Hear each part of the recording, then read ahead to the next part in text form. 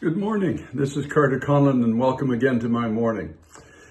I want to share a devotional thought I have on my heart this morning for people who have maybe knowingly or even unwittingly made peace with failure. And I'm going to explain that to you in just a minute. In Exodus chapter 3, I'm going to start reading at verse 1. It says, "Now Moses was tending the flock of Jethro, his father-in-law, the priest of Midian. And he led the flock to the back of the desert and came to Horeb, the mountain of God.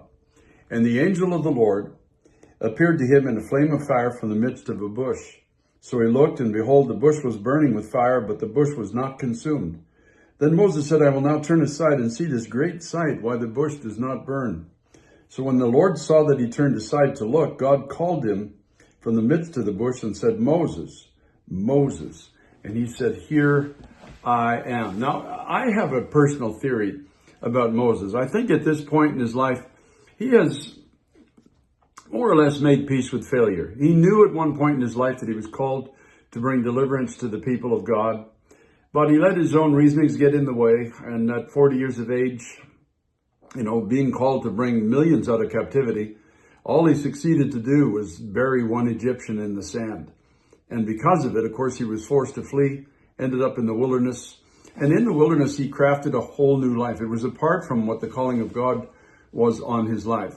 He saw himself as a failure, but he found peace with his failure in the sense that he had a wife in this new place. He fathered two sons. He started tending sheep in the wilderness. He got a new job, and in measure, he made peace with his own failure. May I put it that way? And a lot of people have made peace with failure. It's because you fail to understand what ministry is really all about.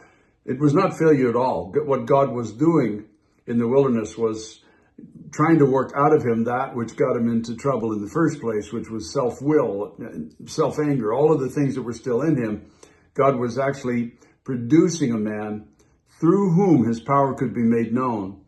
A man who would not take the glory, a man who would not, in a sense, take over from God, a man who would not let his own ideas get in the way, but a man who just would obey God, and God's power then could be manifested through him, so Moses, in one sense, is not a failure.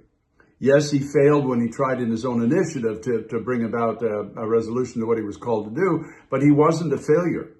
You see, he was still on track for what the greatest moment one of the greatest in Old Testament history. This is what God had given him to do.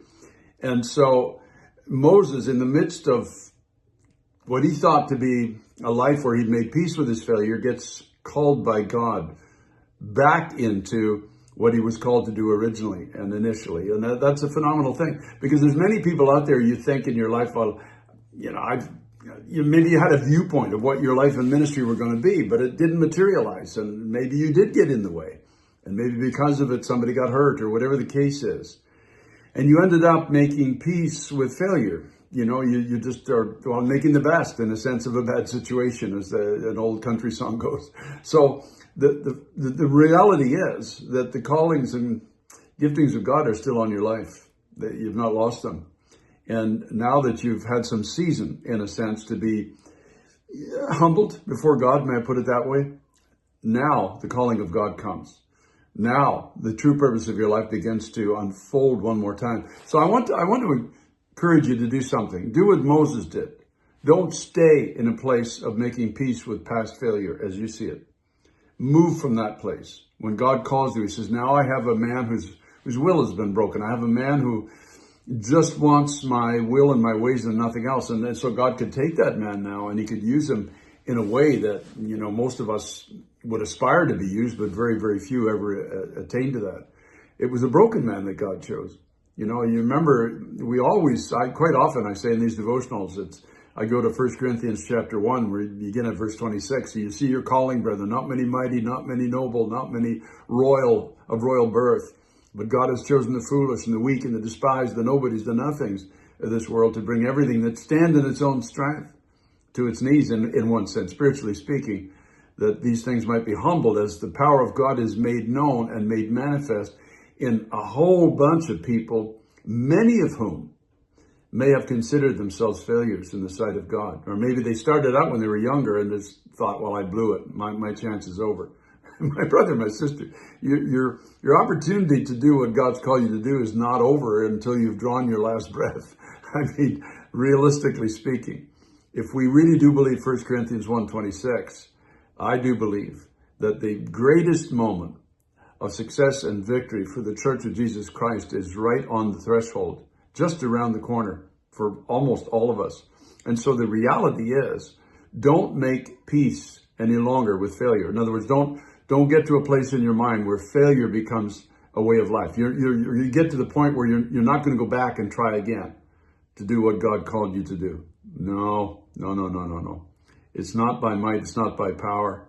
It's by the Spirit of God that the kingdom of God is built, and that my life and your life becomes everything that God has called it to be. This is Carter Conlon. We're on the threshold of, in my opinion, perhaps the greatest move of God since the day of Pentecost. Make sure you're part of it.